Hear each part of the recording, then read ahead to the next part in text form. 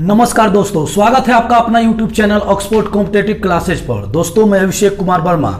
जैसा कि आप जान रहे हैं दोस्तों कि हम इन दिनों संविधान चैप्टर पढ़ रहे थे और संविधान में हम लोग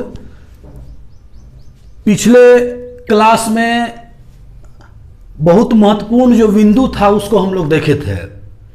जैसे अनुच्छेद क्या है, संशोधन क्या है, किस तरह से संविधान का निर्माण हुआ, संविधान होता क्या है, संविधान बनाता कौन है, कैसे सरकार काम करती है, इसके बारे में मैंने आपको बताया था। और आज दोस्तों मेरा टॉपिक है वो है, जैसा कि आप देख रहे हैं स्क्रीन पर आपको दिखाई दे रहा है, लिखा हुआ है मौलिक अधिकार।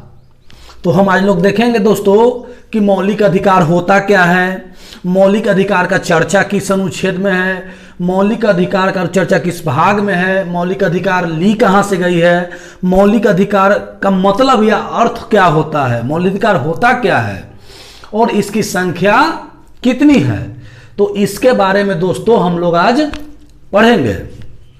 तो चलिए दोस्तों स्टार्ट करते हैं। आज का जो टॉपिक है मौलिक अधिकार। चलिए देखिए दोस्तों, लिखा हुआ है मौलिक अधिकार।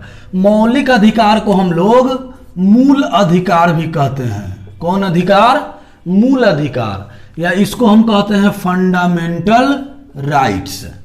तो आप जान गए दोस्तों कि मौलिक अधिकार का कितना नाम है, यानी मौलिक अधिकार को और किस किस नाम से हम जानते हैं। तो मौलिक अधिकार को मूल अधिकार या फंडामेंटल राइट्स इंग्लिश नेम में जानते हैं।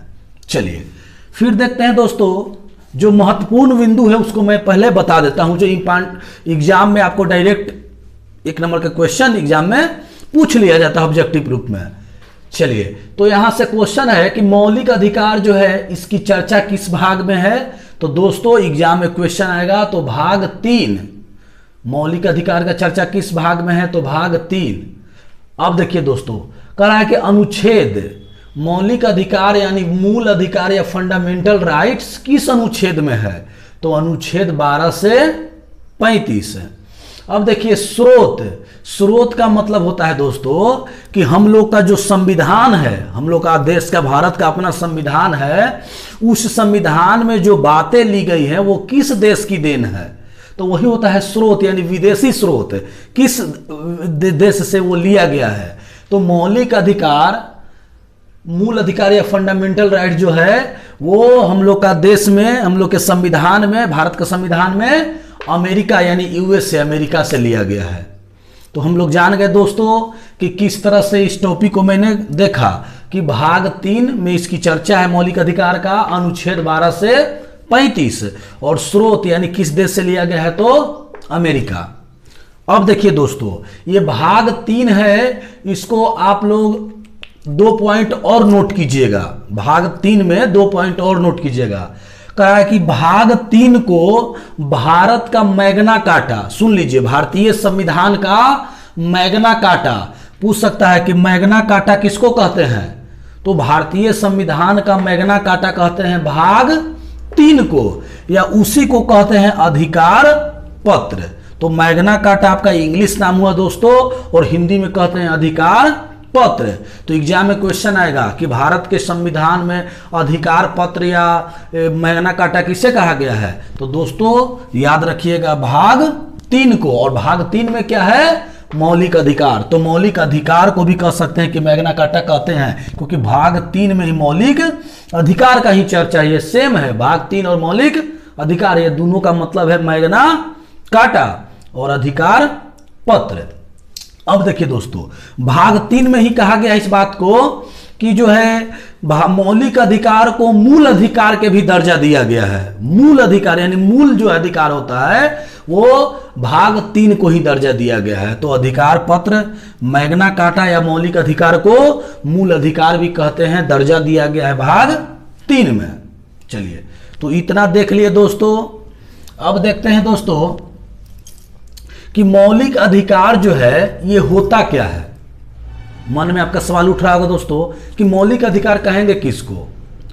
तो दोस्तों व्यक्ति जब जन्म लेता है, मनुष्य जब जन्म लेता है तो जन्म के उपरांत ही, जन्म के तुरंत ही उनको कुछ अधिकार दिया जाता है। वही होता है मौलिक अधिकार। यानी उसको कहने का मतलब है दोस्तों कि व्यक्ति के हितों में ध्यान रखने के लिए, व्यक्ति के हितों का ध्यान रखते हुए उसको कुछ अधिकार दिया गया है। अगर व्यक्ति को कुछ अधिकार न मिले, केवल सरकार ही सब कुछ करे, तो यह गलत होगा। तो व्यक्तियों को भी कुछ अधिकार दिया गया है जिसका नाम है मौलिक अधिकार। और एक बात याद रखिए दोस्तों कि राज को शक्ति को सीमित किया गया है। इसमें मौलिक अधिकार को में राज के शक्ति को सीमित किया गया है और व्यक्ति के अधिकार को बढ़ाया गया है। अगर राज ही अपना मनमानी करे और व्यक्ति का कोई अधिकार न हो तो आप समझ सकते हैं कि कैसी विकट प्रक्रिया होगी, स्थिति होगी। तो इसलिए मनुष्य का भी अधिकार दिया गया है कोई कोई जगहों पर कि हाँ कौन सा अधिकार किस कार्य के लिए होगा। तो वही मौलिक अधिकार है जिसको मूल अधिकार या फंडामेंटल राइट्स कहते हैं। अब है दोस्तों, हाँ, नागरिकों अपने अधिकार के अभिव्यक्ति कर सके, यानी अभिव्यक्ति मतलब अपना खुद का कार्य कर सके, कुछ अधिकार दिया गया है, तो वही है मौलिक अधिकार। तो दोस्तों आप जान गए कि मौलिक अधिकार होता क्या है, मनुष्य को ये किस तरह से मिलता है। अब हम लोग देखेंगे दोस्तों कि मौलिक अधिकार की संख्या कितनी है। तो देखिए दोस्तों, जैसा कि आपके स्क्रीन पर दिखाई दे रहा होगा कि मौलिक अधिकार की संख्या 1 2 3 4 5 6 है। लेकिन एक बात याद रखिए दोस्तों कि जब संविधान बना था, मूल संविधान में, तो मौलिक अधिकार की संख्या 6 नहीं थी, मौलिक अधिकार 7 था। मूल अधिकार में मौलिक अधिकार कितना था? 7 था। लेकिन अब इसकी संख्या 7 घटा दिया गया है। अब कितना बचा है? वर्तमान में 6 है। तो घटा कौन दोस्तों? तो मैं बता देता हूं, एक संपत्ति का अधिकार था। कौन सा अधिकार था? मैं यहां कोष्ठ में लिख देता हूं, संपत्ति का अधिकार। चलिए ध्यान रखिएगा, संपत्ति का अधिकार जो 300 के कम है, 300 के कम में इसको डाला गया है। तो पूछेगा दोस्तों कि 7वां अधिकार कौन सा अधिकार था जो हटाया गया? तो संपत्ति का अधिकार जो है अनुच्छेद 300 के कम में है, अभी वर्तमान में रखा गया है। और ये 44वां संशोधन 1978, 44वां संशोधन 1978 में दोस्तों इसको हटाया गया था और इसको 300 के कम में ऐड किया गया है। अब देखिए दोस्तों, संपत्ति का अधिकार वर्तमान में क्या है? मौलिक अधिकार है? नहीं दोस्तों, वर्तमान में मौलिक अधिकार होता तो इसकी संख्या 7 होती।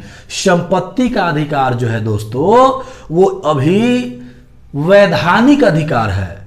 वैधानिक मतलब विधिक अधिकार, यानी लीगल राइट जो अधिकार है उसको इसको दर्जा दिया गया। तो क्वेश्चन आएगा दोस्तों कि संपत्ति का अधिकार किस प्रकार का अधिकार है? तो अभी वैधानिक या विधिक अधिकार है, लीगल राइट है। और पूछेगा कि संपत्ति का अधिकार को किस अनुच्छेद में रखा गया है? तो 300 के क। या क्वेश्चन पूछेगा कि संपत्ति का अधिकार को कब हटाया गया? तो 44वां संशोधन 1978। तो इस बात को भी दोस्तों ध्यान में रखिएगा कि जो मौलिक अधिकार थी वो मूल में कितना थी दोस्तों? मौलिक अधिकार की संख्या शुरू में 7 थी, लेकिन एक संपत्ति का अधिकार जो हटा, 7वां अधिकार एक संपत्ति का अधिकार हट गया और वर्तमान में अभी मात्र 6 अधिकार ही हैं। इस बात को ध्यान में रखिएगा। चलिए अब है दोस्तों कि वो 6 अधिकार जो है उसको हम नामकरण कर लेते हैं, उसका नाम हम जान लेते हैं दोस्तों कि वो 6 अधिकार है कौन सा। तो देखिए, पहला करा है कि समता एवं समानता। समता एवं समानता तो 14 से 18 दोस्तों ध्यान दीजिएगा, समता एवं समानता अनुच्छेद 14 से 18, यानी 14, 15, 16, 17, 18 जितने भी इसमें अनुच्छेद हैं इसको हमको विस्तार से पढ़ना है कि 14 में क्या है, 15 में क्या है, 16 में क्या है। लेकिन कहीं ना कहीं समता एवं समानता की बात कहेगा ये सब अनुच्छेद। चलिए दूसरा है स्वतंत्रता का अधिकार। व्यक्ति का क्या स्वतंत्रता है उसके बारे में जानेंगे दोस्तों। जो दूसरा अधिकार है स्वतंत्रता का अधिकार, ये कह रहा है कि 19 से 22, अनुच्छेद 19 से 22 दोस्तों, 19, 20, 21, 22 हम लोग विस्तार से अनुच्छेद को अलग अलग करके पढ़ेंगे कि उसमें क्या व्याख्या की गई है। चलिए अगला है दोस्तों शोषण के विरुद्ध अधिकार। शोषण के विरुद्ध अधिकार कहने का मतलब है दोस्तों कि जब कोई व्यक्ति का, आदमी का शोषण करता है तो उसके विरुद्ध अधिकार है, कोई शोषण आपका नहीं कर सकता है। तो शोषण के विरुद्ध अधिकार का जो है चर्चा ये 23 और 24 अनुच्छेद 2 पढ़ना है, अनुच्छेद 23 और अनुच्छेद 24, इसके बारे में हम लोग विस्तार से देखेंगे। अगला है दोस्तों धार्मिक स्वतंत्रता का अधिकार, यानी धर्म को लेकर के व्यक्ति का, मानव का, मनुष्य का क्या अधिकार है, इसके बारे में हम लोग दोस्तों पढ़ेंगे अनुच्छेद 25 से 28 से। स्पेशल जो है एक अनुच्छेद है दोस्तों, 25 अलग, 26 अलग, 27 अलग, और इसको विस्तार से हम लोग पढ़ेंगे। अब देखिए दोस्तों शिक्षा एवं संस्कृति, तो शिक्षा एवं संस्कृति जो है 29 से 30, यानी कहने का मतलब है दोस्तों कि 29-30 अनुच्छेद हम पढ़ेंगे तो शिक्षा और संस्कृति के बारे में जानेंगे। फिर कह रहा है दोस्तों संवैधानिक उपचारों का अधिकार। उपचारों का अधिकार कहने का मतलब है दोस्तों कि जैसा कि आप जानते हैं कि कोई भी नियम का उल्लंघन होता है तो व्यक्ति न्यायालय में जाता है, तो उसी तरह से मौलिक अधिकार का अगर कोई व्यक्ति उल्लंघन करता है, मौलिक अधिकार का कोई उल्लंघन करता है, सरकार उल्लंघन करती है, तो व्यक्ति जो है वो न्यायालय में जा सकता है। तो उसको हम ऐसे भी कह सकते हैं कि न्यायालय में परिवर्तनीय है, यानी न्यायालय में जा सकता है, न्यायालय का दरवाजा खटखटा सकता है व्यक्ति अपने अधिकार के लिए।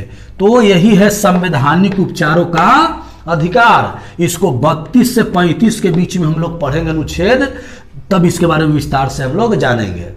तो दोस्तों आपने देखा कि किस तरह से इसके बारे में अनुच्छेद 14 से 18 पूरा पढ़ना है। ये चीज जानने के लिए इतना पढ़ना है, इसके बारे में जानने के लिए अनुच्छेद ए पढ़ना है, इसके बारे में जानने के लिए अनुच्छेद ए पढ़ना है, इसके बारे में जानने के लिए अनुच्छेद ए पढ़ना है, और इसके बारे में जानने के लिए अनुच्छेद ए पढ़ना है। तो दोस्तों मैंने आपको ये नाम बताया 1, 2, 3, 4, 5, 6, दोस्तों ये क्रमवत है, ये सीरियल ढंग से है दोस्तों।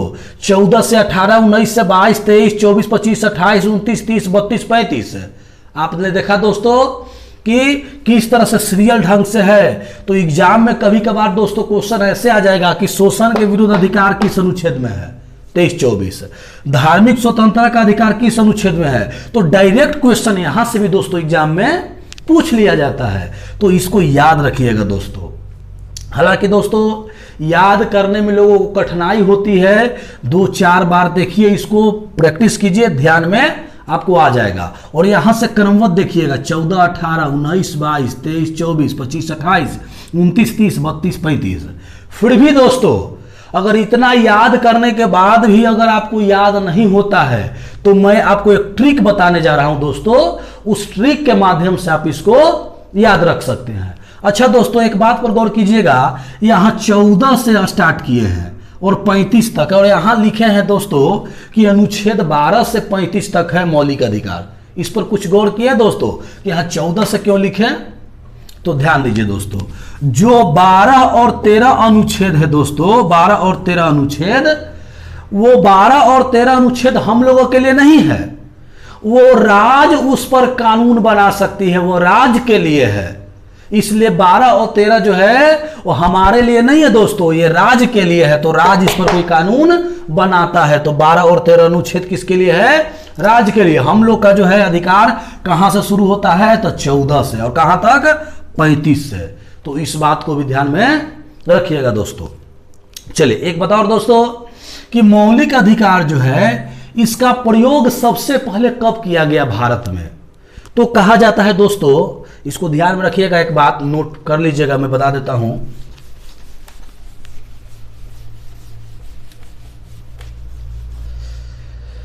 कि 1931 में एक कराची में अधिवेशन हुआ था दोस्तों। कराची 1931 में कराची अधिवेशन हुआ था, और कराची अधिवेशन का जो अध्यक्षता किए थे वो किए थे, अध्यक्षता जो किए थे वो थे सरदार वल्लभ भाई, सरदार वल्लभ भाई पटेल। इसका अध्यक्षता किए थे सरदार वल्लभ भाई पटेल। इसी अधिवेशन में कांग्रेस के द्वारा बोला गया दोस्तों, जो कांग्रेस ने है वो मौलिक अधिकार का मांग किया। मौलिक अधिकार का कांग्रेस द्वारा प्रथम 1931 में कराची अधिवेशन में मांग किया गया, जिसका अध्यक्षता कौन किए थे? सरदार वल्लभ भाई पटेल। इस बात को भी दोस्तों याद रखिएगा कि 1931 में कराची अधिवेशन में सरदार वल्लभ भाई पटेल की अध्यक्षता में कांग्रेस ने घोषणा पत्र में एक घोषणा पत्र तैयार किया और उसमें मूल अधिकारों की मांग की। अब देखिए दोस्तों, तो कांग्रेस ने तो मूल अधिकारों की मांग कर दी, मौलिक अधिकार की मांग कर दी। अब क्या है, तो मूल अधिकारों का प्रारूप यानी मूल अधिकार का प्रारूप ये किसने तैयार किया? मूल अधिकार को प्रारूप तैयार किसने किया? तो याद रखिएगा जो JL नेहरू, जवाहरलाल नेहरू। तो यहीं से दोस्तों दो क्वेश्चन बन गया कि मौलिक अधिकार जो है, मौलिक अधिकार उसको किस अधिवेशन में मांग किया गया? तो 1931 का कराची अधिवेशन। अध्यक्षता कौन किए थे? सरदार वल्लभ भाई पटेल। और किनके द्वारा? कांग्रेस के द्वारा घोषणा पत्र जारी करके। और वहीं दोस्तों मूल अधिकार का प्रारूप किसने तैयार किया? मूल अधिकार का प्रारूप किसने दिया? तो मूल अधिकार का प्रारूप दिया JL नेहरू यानी जवाहरलाल नेहरू। अब देखिए दोस्तों, मैंने जो बात कही थी ट्रिक बताने का, वो ट्रिक देखिए, पहले इसको उतार लीजिए।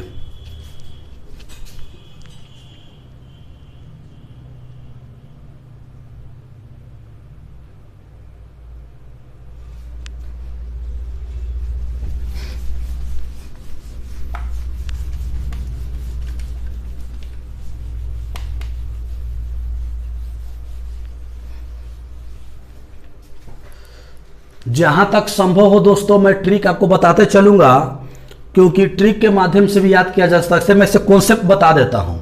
मेरे पास हर मर्ज की दवा है।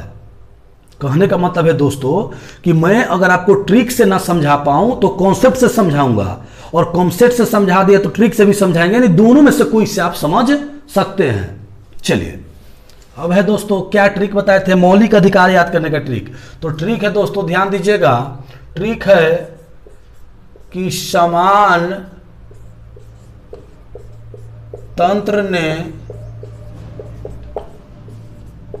शोध कर शिक्षा का उपचार किया। देखिए दोस्तों, यह ट्रिक है। अपने मन से, जैसे बचपन में आप ABCD याद करते हैं तो याद नहीं होता है, बार बार प्रैक्टिस करते हैं, उसी तरह से दोस्तों इस लाइन को 2 4 10 बार 20 बार बोलिए दिन में, जब तक इसको याद ना कर लिया जाए। तो समान तंत्र ने शोध कर शिक्षा का उपचार किया। समान तंत्र ने शोध कर शिक्षा का उपचार किया। देखिए दोस्तों, समान तंत्र ने शोध कर शिक्षा का, समान मतलब हो गया दोस्तों, इसको हम ऐसा कि समता एवं समानता, समता समानता, समता एवं समानता। तंत्र मतलब क्या हुआ दोस्तों? तो तंत्र मतलब हुआ स्वतंत्रता, स्वतंत्रता का अधिकार। समान मतलब समता एवं समानता, जो अनुच्छेद कितना है दोस्तों? 14 से 18, और ये कितना है दोस्तों? 19 से 22 ने शोध कर। शोध मतलब क्या हुआ? शोषण के विरुद्ध अधिकार, शोषण के विरुद्ध अधिकार।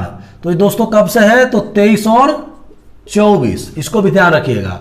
ध से क्या है दोस्तों? तो ध से है देखिएगा धार्मिक, धार्मिक, धार्मिक स्वतंत्रता का अधिकार। तो 24 हो गया है, तो 25 से 28।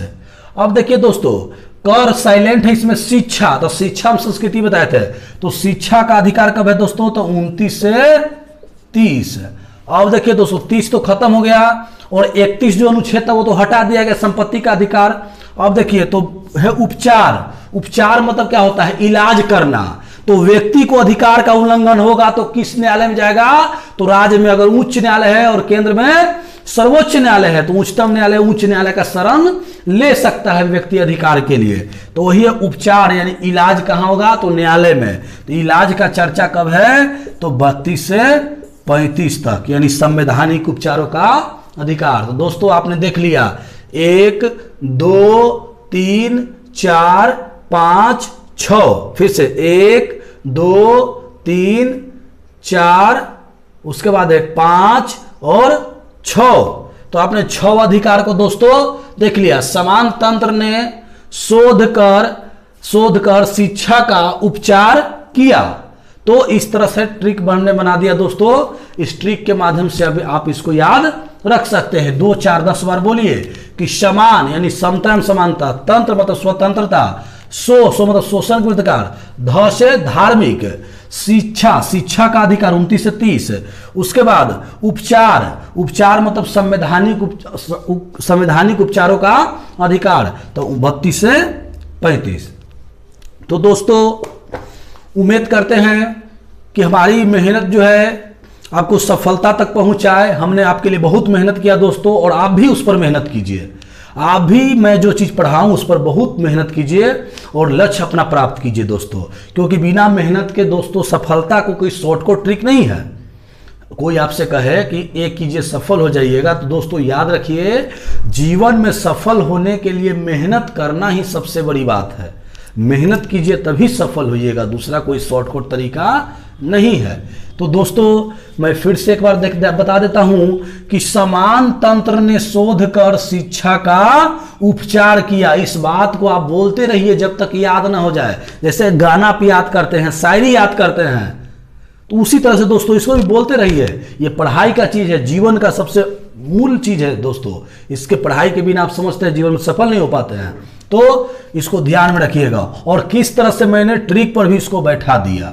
चलिए अब है दोस्तों इसके आगे का जो वीडियो आएगा उसमें 14 से 18 विस्तार से, 19 से 22, 23 से 24, 29 से 30, 25 से 28, 32 से 35 प्रत्येक अनुच्छेद को विस्तार से आपको हम बताएंगे दोस्तों, जो अगला वीडियो हम लोग का आएगा। और आज केवल हम इतना ही जाने के मौलिक अधिकार होता क्या है, क्या इसका नाम है और अन्य कहां से लिया गया है और किस किस अनुच्छेद में इसकी चर्चा है।